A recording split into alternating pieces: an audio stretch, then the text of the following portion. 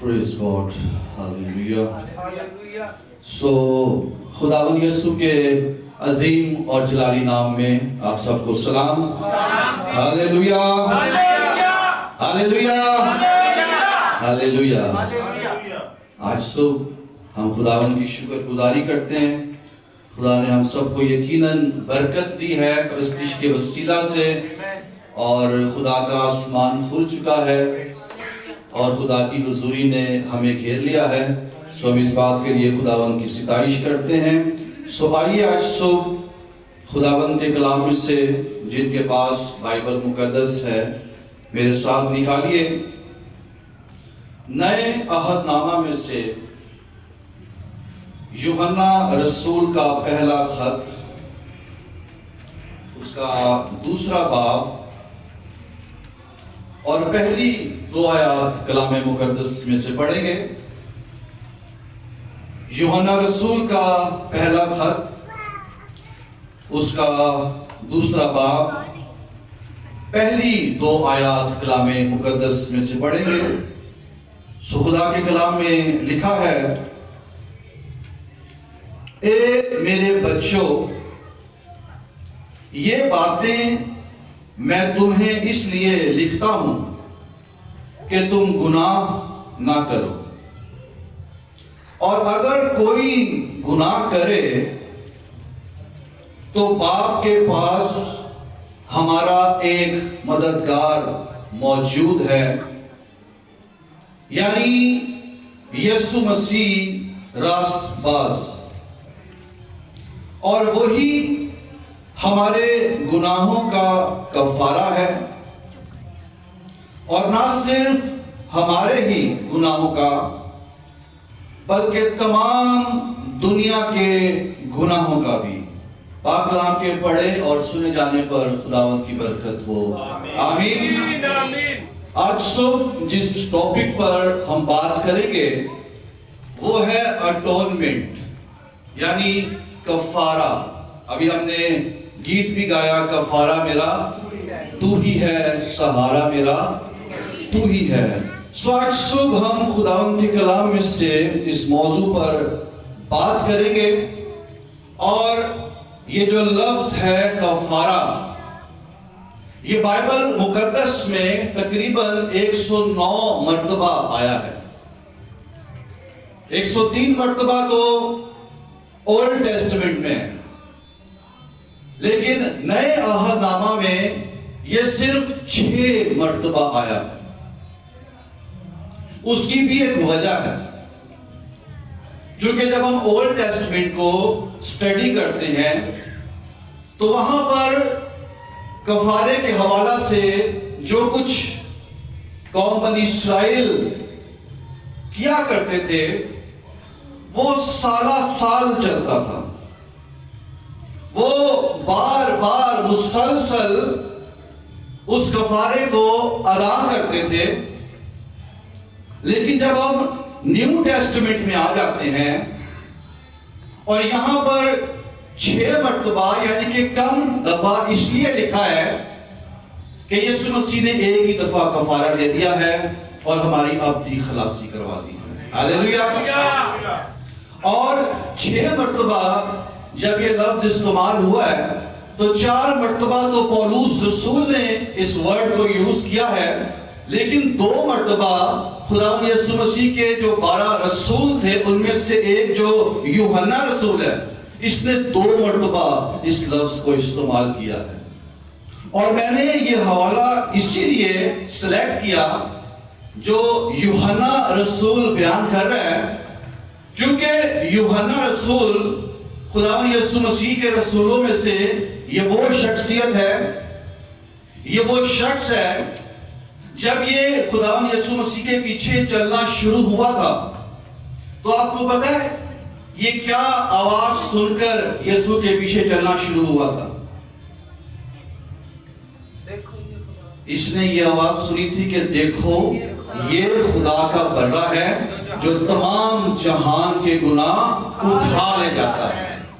پہلے یہ یوحنا بپتسمہ دینے والے کا شاگرد تھا، لیکن جب یوحنا نے مسیح کی طرف اشارہ کیا کہ یہ وہ برہ ہے جو تمام جہان کے گناہوں کا کفارہ دے گا، جو تمام جہان کے گناہ اٹھا لے جائے گا، تو یوحنا رسول پھر مسیح کے پیچھے پیچھے چلنا شروع ہو گیا۔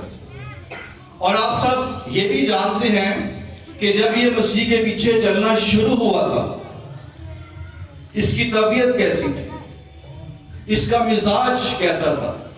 یہ بڑا غصیلا اور بھڑکیلا اور گرج کا بیٹا اس کا نام رکھا گیا تھا، کیونکہ یہ بہت غصے والا شخص تھا۔ لیکن جیسے جیسے یہ مسیح کے پیچھے پیچھے چلتا رہا، جیسے جیسے یہ مسیح کے ساتھ ساتھ چلتا رہا، جیسے جیسے یہ مسیح کی پیروی کرتا رہا، روز بروز اس کے مزاج میں، اس کی شخصیت میں، اس کے رویے اور اس کے کردار اور اس کی سوچ میں تبدیلی آتی گئی۔ مسیح کا مزاج اس کے اندر داخل ہوتا گیا، اور ایک وقت آیا یہ جو گرج کا بیٹا کہلاتا تھا، یہ محبت کا رسول بن گیا۔ ہاللیلویا! مسیح کے پیچھے چلنے کے سبب سے۔ اور یاد رکھیں، ہر وہ شخص جو آج مسیح کے پیچھے چلنے کا دعویٰ کرتا ہے، تو پھر ضرور ہے کہ اس کی زندگی میں تبدیلی بھی نظر آئے۔ کیونکہ اگر زندگی میں تبدیلی نہیں، مزاج میں، رویے میں تبدیلی نہیں، عادتوں میں تبدیلی نہیں، تو پھر وہ مسیح کی پیروی نہیں کر رہا، پھر وہ جھوٹ بول رہا ہے۔ لیکن جو واقعی مسیح کی پیروی کر رہا ہے، اس کے پیچھے چل رہا ہے، مسیح کا مزاج روز بروز اس کے اندر منتقل ہوتا جاتا ہے۔ اور یہ واحد رسول ہے، اس نے چلنا جب شروع کیا تو یہ آواز سنی کہ یہ خدا کا برہ ہے، اور یہی وہ واحد رسول ہے جس نے اس برے کو صلیب پر کفارہ دیتے ہوئے بھی دیکھا۔ جب وہ خدا کا برہ یسوع مسیح صلیب پر تھا، تمام بنی نوع انسان کے گناہوں کا کفارہ دے رہا تھا، اس کے جسم سے خون کا ایک ایک قطرہ بہ رہا تھا، تو یہ رسول وہاں پر اس کفارے کو ہوتے ہوئے دیکھ رہا تھا۔ یہ دیکھ رہا تھا کہ میرا کفارہ دیا جا رہا ہے۔ یہ دیکھ رہا تھا نہ صرف میرا بلکہ تمام جہان کے گناہوں کا کفارہ دیا جا رہا ہے۔ اور اس لیے یہ شخص اس بات کو اچھی طور سے سمجھتا تھا۔ اور یہاں پر جو بات اس نے کہی ہے، اس بات سے جو تھیم، جو تھاٹ ہمارے سامنے آتا ہے، وہ یہ ہے کہ یسوع مسیح کا جو کفارہ ہے یہ عالمگیر ہے۔ یہ کسی ایک شخص کے لیے نہیں ہے، یہ کسی ایک قوم کے لیے نہیں ہے، یہ کسی ایک امت کے لیے نہیں ہے، یہ کسی ایک قبیلے کے لیے نہیں ہے، بلکہ یہ تمام نسل انسانی کے لیے ہے۔ یسوع مسیح کا کفارہ، یہ عالمگیر کفارہ ہے۔ اور یہاں پر جو دو آیات ہم نے پڑھی ہیں، یہاں پر کہتا ہے اے میرے بچوں۔ مسیح کا مزاج آ گیا نا اس کے اندر، محبت سے بھر گیا ہوا ہے۔ اب اس کے اندر تند مزاجی نہیں ہے، اب اس کے مزاج میں سختی نہیں ہے، اب اس کے مزاج میں غصہ نہیں ہے، اب اس کے مزاج میں حلیمی ہے، اب اس کے مزاج میں محبت ہے، اور محبت سے لوگوں سے بات کر رہا ہے، مخاطب ہے اے میرے بچوں، کیا نہ کرو، گناہ نہ کرو۔ بڑے پیار سے کہہ رہے ہیں۔ یاد رکھیں، جو بات کسی کو پیار سے کہی جاتی ہے نا، اور جو لوگ اس بات کو پیار سے سن لیتے ہیں، مان بھی لیتے ہیں، لیکن اگر آپ غصے سے کہیں گے نا تو وہ کبھی نہیں مانے گا۔ محبت کے اندر طاقت ہے، لکھا ہے کہ نرم زبان ہڈی کو توڑ ڈالتی ہے، لیکن ہم کیا کرتے ہیں؟ زبان سے رشتے توڑ ڈالتے ہیں، اسی سارا کچھ توڑ دیتے ہیں۔ اے میرے بچوں، کیا نہ کرو؟ گناہ نہ کرو، گناہ نہ کرو۔ اور کیوں نہ کرو؟ اس لیے کہ یسوع مسیح نے ہمارا کفارہ دے دیا ہے۔ اور آپ ان 2 آیات میں ایک اور بات کو غور کریں کہ تقریباً 5 مرتبہ ان 2 آیات میں لفظ گناہ اور گناہوں آیا ہے، لیکن کفارے کا لفظ صرف ایک دفعہ ہے۔ اس کا مطلب گناہ جتنے مرضی زیادہ ہوں، گناہ جتنے مرضی بڑے ہوں، یسوع کا ایک ہی کفارہ ان سارے گناہوں کو ڈھانپنے کے لیے کافی ہے۔ ہاللیلویا۔ اس لیے رسول لکھتا ہے کہ گناہ نہ کرو۔ اور یہاں پر یسوع مسیح کی بابت 3 باتیں لکھی ہیں۔ پہلی بات کہہ رہا ہے کہ اگر کوئی گناہ کرے تو باپ کے پاس ہمارا ایک مددگار موجود ہے۔ ایک مددگار تو ہمارے پاس ہے جسے ہم دوسرا مددگار کہتے ہیں، اور وہ کون ہے؟ روح القدس۔ روح القدس دوسرا مددگار ہے، اور یہ ہمارے پاس ہے، یہ ہمارے ساتھ ہے، یہ ہمارے اندر ہے ہماری مدد کے لیے۔ لیکن جو پہلا مددگار ہے یسوع مسیح ناصری، وہ باپ کے پاس موجود ہے، اور وہ وہاں اس کے داہنے ہاتھ بیٹھ کر کیا کرتا ہے؟ ہماری شفاعت کرتا ہے۔ تو ہمیں خداوند کی شکر گزاری کرنی چاہیے کہ ہمارے پاس بہت زیادہ مدد ہے۔ ایک مددگار اوپر ہے اور ایک مددگار ساتھ ہے۔ اور دوسری بات جو مسیح کے لیے یہاں پر کہی گئی، وہ کہی گئی کہ وہ کیا ہے؟ راست باز ہے۔ اور ہمیں یسوع مسیح کی راست بازی دی گئی ہے۔ ہم تو گناہ گار تھے نا، یسوع راست باز ہے، اور ہمیں یسوع کو قبول کرنے کے سبب سے اس کی راست بازی دی گئی ہے۔ اور تیسری بات یوحنا لکھتا ہے کہ وہی ہمارے گناہوں کا کفارہ ہے، اور نہ صرف ہمارے ہی گناہوں کا بلکہ تمام دنیا کے گناہوں کا بھی۔ ہاللیلویا۔ یہ کیسی زبردست بات ہے کہ مسیح کا جو کفارہ ہے یہ محدود نہیں ہے، یہ لیمیٹڈ نہیں ہے، اس کے اندر وسعت ہے، اس کے اندر گہرائی ہے، اس کا جو پھیلاؤ ہے یہ پوری دنیا تک پھیلا ہوا ہے۔ اور میں غور کر رہا تھا کہ اس دنیا کے اندر بے شمار ایسی چیزیں ہیں جو ہر انسان کے لیے نہیں ہوتی۔ کیوں خرم بھائی؟ مثال کے طور پہ دولت، یہ ہر کسی کو نہیں ملتی۔ عزت ہر کسی کو نہیں ملتی۔ پاور، اختیار ہر کسی کو نہیں ملتی۔ یہاں تک کہ محبت بھی ہر کسی کو نہیں ملتی۔ اور آپ ہمارے ملک میں دیکھ لیں، اپنے معاشرے پر غور کر لیں، یہاں پر ایک ایسا نظام ہے کہ قانون جو ہے وہ غریبوں کے لیے تو ہے لیکن امیروں کے لیے نہیں۔ بہت سی سہولیات کچھ لوگوں کے لیے ہے لیکن ہر کسی کے لیے نہیں ہے۔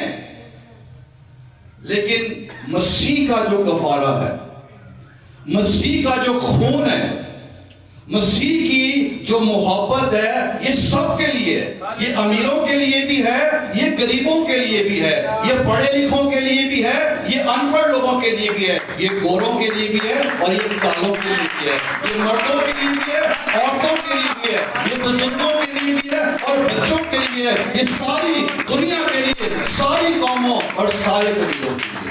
ہاللیلویا۔ اسی لیے رسول کہتا ہے کہ اس کا کفارہ جو ہے وہ کس کے لیے؟ سب کے لیے ہے۔ یہ عالمگیر کفارہ ہے اور یہ خدا کا ازلی منصوبہ ہے۔ لکھا ہے نا یوحنا 3:16 کہ خدا نے دنیا سے ایسی محبت رکھی کہ اس نے اپنا اکلوتا بیٹا بخش دیا تاکہ جو کوئی اس پر ایمان لائے ہلاک نہ ہو بلکہ ہمیشہ کی زندگی پائے۔ مسیح کا جو کفارہ ہے یہ سب کے لیے۔ اور یہ جو ورڈ ہے کفارہ، یہ عبرانی زبان کا لفظ ہے کفار۔ کپوریت بھی استعمال ہوا ہے، اس کا مطلب ہے ڈھانکنا۔ اس کا مطلب ہے غضب کو ٹھنڈا کرنا، اس کا مطلب ہے مطمئن کر دینا، اس کا مطلب ہے راضی کر دینا، اس کا مطلب ہے ہم آہنگی پیدا کرنا، اس کا مطلب ہے قیمت ادا کر دینا، اور اس کا مطلب ہے صلح کرا دینا۔ اور جو ورڈ ہے انگلش کا اٹونمنٹ، یہ لاطینی سے انگلش میں آیا ہے، اور اس کا مطلب ہے ٹو میک ون، یعنی کہ ایک کر دینا، ملا دینا۔ انسان جو اپنے گناہ کے سبب سے خدا سے الگ ہو گیا، خدا سے جدا ہو گیا، خدا سے دور ہو گیا، خدا اور انسان کے درمیان میں جدائی پیدا ہو گئی، یسوع مسیح کے کفارہ کے وسیلہ سے، اٹونمنٹ کے باعث یہ یسوع مسیح نے انسان اور خدا کو ایک کر دیا، اکٹھا کر دیا، صلح کرا دی ہے، خدا کے غضب کو ٹھنڈا کر دیا، اسے مطمئن کر دیا ہے، اور قیمت کو ادا کر دیا گیا ہے۔ یہ جو گناہ ہے نا، یہ بڑی خطرناک چیز ہے، کیونکہ ہمارا جو خدا ہے یہ پاک ہے، سراپا پاک ہے، اور اس کی جو پاکیزگی ہے وہ گناہ سے مکمل نفرت کرتا ہے۔ لکھا ہے کہ خدا کی آنکھ بدی کو دیکھ نہیں سکتی، اس قدر پاک ہے۔ لیکن یہ جو گناہ ہے، یہ جو بدی ہے جس سے خدا نفرت کرتا ہے، جب یہ خدا ہی کی بنائی ہوئی مخلوق میں انسان کے اندر داخل ہو گئی، تو خدا انسان سے تو نفرت نہیں کرتا، لیکن انسان کی سرشت کے اندر جو گناہ داخل ہو گیا، خدا اس سے نفرت کرتا ہے، اور خدا کی پاکیزگی جو ہے اس بات کا تقاضا کرتی ہے کہ سزا دی جائے، عدالت کی جائے، اور خدا کو انسان کا گناہ جو ہے یہ غضبناک کر دیتا ہے، خدا کے غضب کو یہ بھڑکا دیتا ہے۔ لیکن جب ہم یسوع کے کفارے کی بات کرتے ہیں تو یہ کفارہ خدا کے غضب کو ٹھنڈا کر دیتا ہے، مسیح کا خون گناہوں کو مٹا دیتا ہے۔ ہاللیلویا۔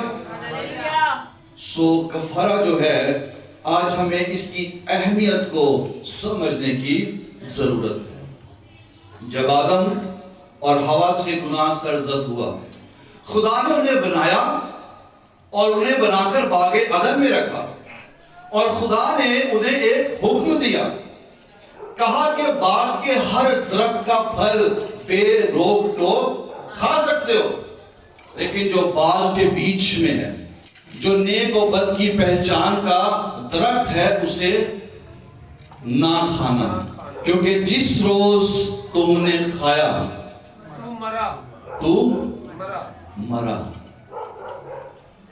اور ابلیس نے کیا کیا؟ ابلیس نے انہیں اکسایا، کہتے ہیں کہ کیا تم باغ کے کسی پھل کا درخت نہیں کھا سکتے؟ اس نے کہا نہیں، سب کا کھاتے، لیکن یہ جو باغ کے بیچ میں ہے اس کا نہیں کھا سکتے، خدا نے منع کیا ہے، اور کہتا ہے کہ نہیں، تم مرو گے نہیں، بلکہ جس دن تم کھاؤ گے تمہاری آنکھیں کھل جائیں گی، تم خدا کی مانند بن جاؤ گے۔ اور وہ خدا کی مانند بننے کے لیے انہوں نے اس پھل کو کھا لیا، اور جب کھا لیا، گناہ سرزد ہو گیا، تو پھر خدا نے کیا کیا؟ خدا نے ان کو عدن سے نکال دیا۔ اگرچہ آدم بدنی طور پر 930 برس تک جیتا رہا، لیکن روحانی طور پر یہ اسی وقت کیا ہو گیا؟ ڈیڈ ہو گیا، مر گیا، یہ خدا سے جدا ہو گیا، خدا سے الگ ہو گیا۔ کس کی وجہ سے؟ گناہ کے سبب سے۔ لیکن خدا انسان سے پیار کرتا ہے، خدا انسان کو پھر سے اپنی فیلوشپ میں، اپنی رفاقت میں لانا چاہتا ہے، اور اس کے لیے خدا نے ازل سے ہی، شروع سے ہی ایک منصوبہ بنا لیا، اور وہ منصوبہ کیا تھا؟ کفارے کا۔ ایک وقت آئے گا، اس کا بیٹا اس دنیا میں آئے گا اور تمام بنی نوع انسان کے گناہوں کا کیا دے گا؟ کفارہ دے گا۔ سو کفارے کو سمجھنا بہت ضروری ہے۔ خدا کا کفارہ عظیم ہے، عالمگیر ہے، یہ سب کے لیے ہے، اور بائبل میں یہ لکھ دیا گیا ہے، بغیر خون بہائے معافی نہیں ہوتی۔ اور خدا نے پرانے عہد نامہ میں قوم بنی اسرائیل کو شریعت دی، ایک سسٹم دیا کہ کس طرح سے گناہ کا کفارہ دیا جا سکتا ہے۔ اور قوم بنی اسرائیل کیا کرتے کہ سردار کاہن سال میں ایک مرتبہ یوم کفارہ کے دن برے کا خون لے کر پاک ترین مقام میں جاتا اور کفارہ گاہ پر اسے چھڑکتا اور قوم کے گناہوں کو ڈھانپتا۔ ہوتا کیا تھا؟ آپ احبار کی کتاب اور اس کے 16ویں باب کو جا کر اچھی طرح پڑھ لیجئے گا، وہاں پر آپ کو یوم کفارہ کے حوالہ سے ڈیٹیل سے تعلیم ملے گی، لیکن مختصراً میں آپ کو یہ بتاتا چلوں کہ ہوتا کیا تھا کہ یوم کفارہ کے دن جو سردار کاہن ہوتا تھا، یہ غسل کرتا، اپنے آپ کو پاک صاف کرتا، اپنے مخصوص لباس کو پہنتا، اس سے پہلے کہ وہ قوم کے گناہوں کا کفارہ دے، وہ اپنے گناہوں کے کفارہ کے لیے ایک برے کو قربان کرتا۔ اس کے بعد ہوتا کیا؟ 2 بکرے لیے جاتے جنہیں خیمہ اجتماع کے دروازے پر کھڑا کیا جاتا اور ان پر قرہ ڈالا جاتا، ایک پر خداوند کے نام کا اور ایک پر عزازیل کے نام کا۔ تو جس کا قرہ نکلتا خداوند کے نام کا، اس بکرے کو قربان کر دیا جاتا اور اس کا خون لے کر سردار کاہن پاک ترین مقام میں جاتا اور عہد کے صندوق کے سرپوش کے اوپر چھڑکتا اور قوم کے گناہوں کا کفارہ دیتا۔ اس کے بعد وہ باہر آتا اور وہ جو زندہ بکرا ہوتا تھا، جسے عزازیل کے لیے لکھا گیا ہے، سردار کاہن اس کے سر پر ہاتھ رکھتا، قوم کے گناہوں کا اقرار کرتا اور قوم کے گناہ اس بکرے کے اوپر لادے جاتے اور اسے بیابان میں چھوڑ دیا جاتا، اور علامتی طور پر یہ ہوتا کہ وہ قوم کے گناہوں کو اپنے اوپر لے کر ان سے دور چلا گیا ہے۔ اور یہ دونوں بکرے جو ہیں یہ علامتی طور پر، لیکن یسوع مسیح کی حقیقی قربانی کا عکس تھے، لیکن حقیقی قربانی یسوع مسیح میں ہم پوری ہوتے ہوئے دیکھتے ہیں۔ یسوع مسیح میں ہم اس کفارے کو ادا ہوتے ہوئے دیکھتے ہیں۔ وہ بکرا جسے ذبح کیا جاتا، جس کا خون لیا جاتا، یہ یسوع مسیح کی قربانی کے اس حصے کو پیش کرتا ہے جو مسیح نے صلیب پر دی اور اپنا بیش قیمت خون تمام بنی نوع انسان کے لیے بہا دیا۔ اور دوسرا بکرا یسوع مسیح کی قربانی کے اس حصے کو ظاہر کرتا جب تمام جہان کے گناہ یسوع پر لادے گئے۔ لکھا ہے کہ وہ آپ ہمارے گناہوں کو اپنے بدن پر لیے ہوئے صلیب پر چڑھ گیا۔ سو دوسرا بکرا جو عزازیل کا کہلاتا ہے، عزازیل کا مطلب ہے روانگی کا بکرا، گاڈ آف ڈپارچر، اسے روانہ کیا جاتا تھا اس پر گناہوں کو لاد کے۔ تو یہ بکرا مسیح کی قربانی کے اس پہلو کو ظاہر کرتا ہے کہ ہمارے گناہ یسوع مسیح پر لادے گئے ہیں اور اب یسوع مسیح ہمارے گناہوں کو ہم سے اس قدر دور لے گیا ہے جیسے پورب پچھم سے دور ہے۔ سو اولڈ ٹیسٹمنٹ کی جتنی بھی قربانی ہیں مسیح کی حقیقی قربانی کا عکس ہیں، اور یہ دونوں برے، یہ دونوں بکرے جو ہیں مسیح کی ایک قربانی کو ظاہر کرتے ہیں۔ سو یوم کفارہ کے دن اولڈ ٹیسٹمنٹ میں ان دونوں بکروں کو اس طور سے ان کی قربانی دے کر 1 سال کے لیے قوم کے گناہوں کو ڈھانپ دیا جاتا تھا، مٹایا نہیں جاتا تھا، صرف کور کر دیا جاتا تھا، اور 1 سال کے بعد پھر ضرورت پڑتی تھی کہ کفارہ ادا کیا جائے، اور سارا سال یہ سلسلہ چلتا رہتا تھا، ہر سال یہی ہوتا تھا۔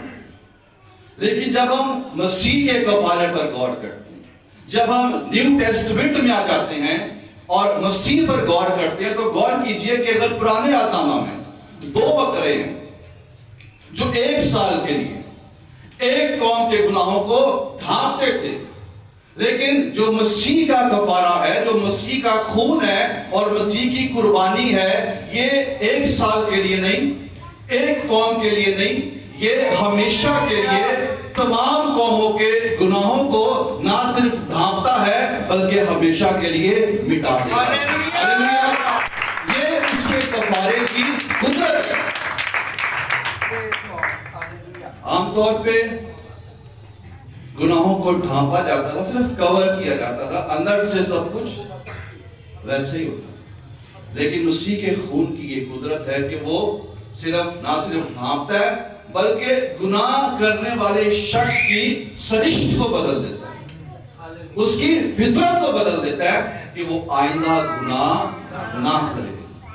جیسے یوحنا کہہ رہا ہے، اے میرے بچوں، یہ باتیں میں تمہیں اس کے لکھتا ہوں کہ تم گناہ نہ کرو۔ کیوں؟ کیونکہ تمہارا کفارہ دیا جا چکا ہے، تمہاری سرشت کو بدل دیا گیا ہے، تمہیں نیا مخلوق بنایا گیا ہے، تمہیں نئے سرے سے پیدا کیا گیا ہے، تمہیں یسوع کے خون کے وسیلہ سے مفت میں راست باز ٹھہرایا گیا ہے، اور جب تم راست باز ہو، جب تم نئے مخلوق ہو، جب تمہیں نئی پیدائش کا تجربہ ہو چکا ہے، تو پھر تمہارے اندر گناہ نہیں ہونا چاہیے، پھر تم مکمل طور پر پاک ہونے چاہیے۔ تمہاری سوچ، تمہارے خیال، تمہارے ارادے، تمہارے تصورات، تمہارا مزاج، تمہارا کردار، تمہارا رویہ، تمہاری عادتیں، تمہاری گفتگو پاک ہونی چاہیے۔ گناہ نظر نہیں آنا چاہیے، یسوع نظر آنا چاہیے، کیونکہ یسوع نے تمہارے گناہوں کا کفارہ دے دیا ہے۔ اور یہ جو مسیح کا کفارہ ہے نا، یہ بڑا پاورفل ہے، اس کے اندر قدرت ہے۔ آپ کو پتہ ہے اس کے اندر، مسیح کے کفارے کے اندر forgiveness پاور ہے، معاف کرنے کی۔ آج جو شخص مسیح کے کفارے پر ایمان لے آتا ہے، اسے گناہوں سے معافی مل جاتی ہے۔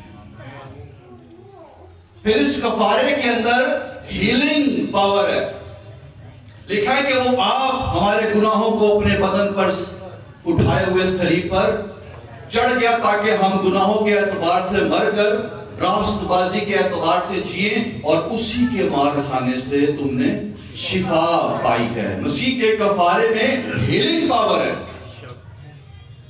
اور پھر مسیح کے کفارے میں پیور کرنے کی، کلین کرنے کی پاور ہے۔ یہ پاک بھی کرتا ہے اور یہ صاف بھی کرتا ہے۔ لکھا ہے یسوع مسیح کا خون ہمیں تمام گناہوں سے کیا کرتا ہے؟ پاک اور صاف کر دیتا ہے۔ اس کے اندر پاور ہے کلین کرنے کی، پیور کرنے کی۔ سو اس کے اندر بڑی بلیسنگ ہے، اور اسی کے سبب سے نہ صرف ہم بلکہ کائنات کا ہر شخص جو ہے خریدا گیا ہے۔ مکاشفہ 5:9 میں لکھا ہے کہ اس نے ذبح ہو کر تمام قوموں کو، تمام امتوں کو، تمام قبیلوں کو اپنے لیے خرید لیا ہے۔ یسوع مسیح نے ہر شخص کو خرید لیا ہے، قیمت ادا کر دی گئی ہے، اور اب ہم اپنے نہیں بلکہ قیمت سے خریدے گئے ہیں۔ اسی لیے یوحنا رسول کہہ رہا ہے، اے میرے بچوں گناہ نہ کرو، کیونکہ تم اپنے نہیں، تم خریدے گئے ہو، تمہارا کفارہ دیا جا چکا ہے۔ آج صبح اس بات پر ہمیں غور کرنے کی ضرورت ہے کہ اگر ہم اس کفارے پر ایمان لا چکے ہیں، ہمیں گناہوں سے نجات کا تجربہ ہو چکا ہے، تو کیا آج بھی ہماری زندگی گناہوں میں گزر رہی ہے یا گناہوں سے پاک ہے؟ یاد رکھیں، گناہوں کی ایک تو قسم یہ ہے، پہلی بات تو یہ ہے کہ اس دنیا میں بائبل میں لکھا ہے کہ سب نے گناہ کیا اور خدا کے جلال سے محروم ہے، اور یہ بھی لکھا ہے کہ ایک شخص کے گناہ کے سبب سے موت آئی، اور یوں موت سب آدمیوں میں پھیل گئی ہے۔ یعنی ہر شخص جو ہے وہ گناہ کی گرفت میں اور موت کے قبضہ میں ہے۔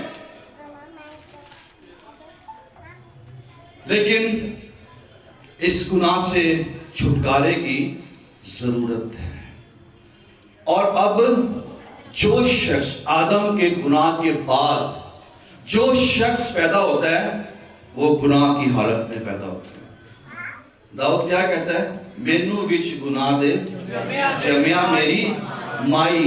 ہر پیدا ہونے والا شخص، یاد رکھیں، وہ گناہ کی حالت میں پیدا ہوتا ہے اور اسے نجات کی ضرورت ہے۔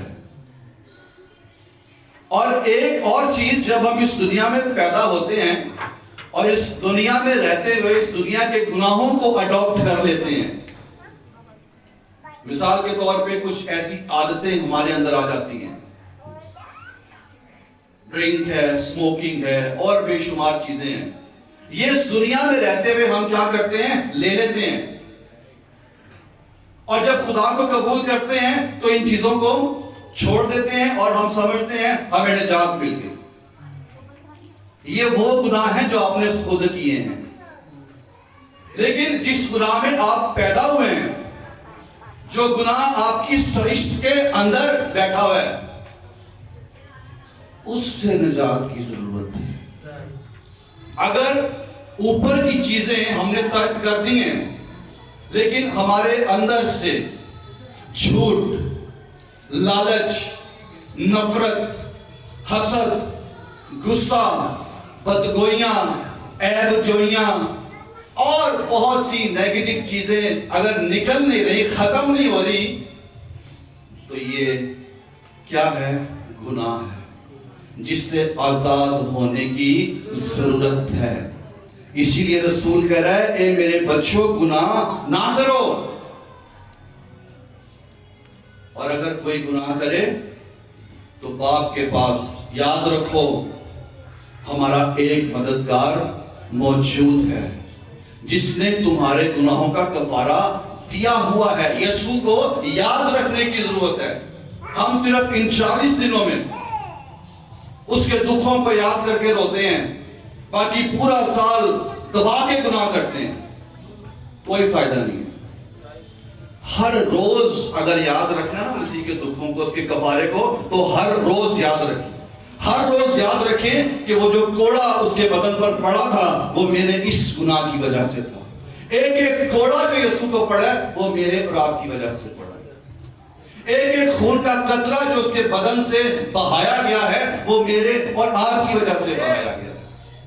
سو ہمیں اس کے کفارے کو روز یاد رکھنے کی ضرورت ہے، نہ کہ ان 40 دنوں میں ہم روتے رہیں۔ اور رونے سے بھی کوئی فائدہ نہیں ہے اگر زندگی تبدیل نہیں۔ زندگی تبدیل کرنے کی ضرورت ہے۔ اسی لیے رسول لکھتا ہے کہ اے میرے بچوں، یہ باتیں میں تمہیں اس لیے لکھتا ہوں کہ گناہ نہ کرو۔ ضرورت ہے عزیزو، آج صبح خداوند ہم سے کلام کر رہا ہے۔ اگر آپ کی زندگی میں کسی بھی قسم کا گناہ ہے، یاد رکھیں گناہ ظاہری بھی ہیں اور پوشیدہ بھی ہیں، بڑے بھی ہیں اور چھوٹے بھی ہیں، لیکن گناہ خطرناک ہے۔ یہ انسان کو خدا سے جدا کر دیتا ہے۔ لیکن یسوع نے مار اس لیے نہیں کھائی، یسوع نے صلیب اس لیے نہیں اٹھائی، یسوع نے خون اس لیے نہیں بہایا، کفارہ اس لیے نہیں دیا کہ ہم گناہ کرتے رہیں۔ اس نے اس لیے دیا کہ ہم گناہوں کو چھوڑ دیں، ترک کر دیں اور پاک زندگی گزاریں۔ ہم گا رہے تھے کہ کفارہ میرا تو ہی ہے، سہارا میرا تو ہی ہے، میں تیری راہوں پر چلتا رہوں۔ اگر واقعی کفارے پر ایمان لا چکے ہیں تو زندگی بدل جانی چاہیے اور اس کے پیچھے پیچھے چلنے کی ضرورت ہے۔ جیسے یوحنا رسول مسیح کے پیچھے پیچھے چلتا رہا، روز بروز اس کی زندگی میں ٹرانسفارمیشن ہوتی رہی، اس کے اندر سے روز بروز غصہ ختم ہوتا رہا، ہر طرح کا گناہ، ہر طرح کی کمزوری اس میں سے ختم ہوتی رہی۔ سو آج صبح میسیج ہے، حاصل کلام یہ ہے کہ بے شک آپ کفارے پر ایمان لا چکے ہیں، بے شک آپ کو نجات کا تجربہ ہوا یا نئے سرے سے پیدا ہو چکے ہیں، لیکن آج صبح یوحنا رسول روح القدس کلام کر رہا ہے کہ اے میرے بچوں گناہ نہ کرو، کفارہ ہو چکا ہے۔ اب کیا کرنے کی ضرورت ہے؟ اس کفارے پر ایمان لا کر، گناہوں سے توبہ کر کے، گناہوں کو مکمل طور پر ترک کرنے کی ضرورت ہے اور ایک پاک زندگی گزارنے کی ضرورت ہے۔ اور جیسے جیسے ہم سب روز بروز یسوع کے پیچھے پیچھے چلتے رہیں گے، اس کا مزاج ہمارے اندر آتا جائے گا، اس کی سوچ، اس کی محبت سے ہم بھرتے جائیں گے، اور جب بھر جائیں گے تو پھر لوگوں کو بھی ہمارے اندر وہ سب چیزیں نظر آنا شروع ہو جائیں گی۔ ورنہ پھر جو کچھ بھی لوگوں کو نظر آ رہا ہے، لوگ آپ کے بارے میں وہی خیال بنا لیں گے۔ سو عزیزوں، کلام یہ ہے اور وہی ہمارے گناہوں کا کفارہ ہے، اور نہ صرف ہمارے ہی گناہوں کا بلکہ تمام دنیا کے گناہوں کا۔ سو مسیح کا کفارہ عالمگیر ہے، یہ نہ صرف ہمارے لیے ہے بلکہ تمام دنیا کے انسانوں کے لیے ہے۔ سو کفارے پر ایمان لائیں اور گناہوں کو ترک کریں اور ایک پاک زندگی گزاریں۔ سو خداوند آپ سب کو اس کلام کے وسیلہ سے برکت دے۔ آئیے اپنے قدموں پر کھڑے ہو جائیں اور اس کلام کی روشنی میں اپنی زندگیوں پر غور کریں اور خداوند سے